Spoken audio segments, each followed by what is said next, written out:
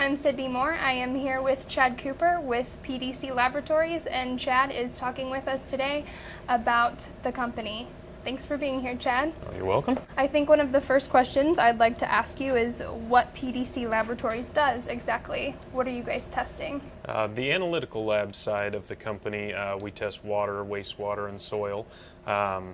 Typically, it's permit-driven work from the Department of Natural Resources or the EPA. This is our toxicity lab over here, where we run whole effluent toxicity. We culture organisms and then we expose them to various dilutions of a client's wastewater to determine the toxicity on the organisms. Okay. We're very proud of our wet testing side of the lab here because that was something a lot of the local clients were spending a lot of money on shipping out of state. Right. There's only one other lab in the state that routinely processes wet tests. The organisms behind us, that's what we culture those for. So it's been a lot of work to get that set up because dealing with live organisms, everything that we do has to be fed and checked daily. Right. There's single cultures for the Cereodaphnia, which are water fleas. They have to be less than 24 hours old when we use them.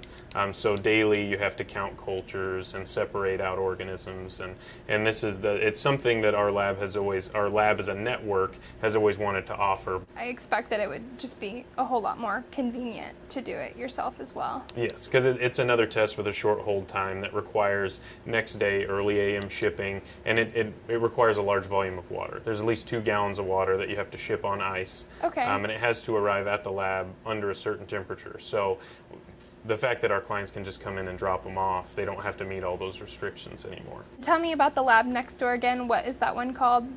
Well, we call it the wet chemistry lab. Okay. We don't do big instrumentation analysis. We don't do metal. Everything we do is pretty much hands-on wet chemistry tests using spec. We use just different drying ovens to weigh back total suspended solids and total solids. Okay. And we do simple tests as much as chlorine and pH and stuff like that as well.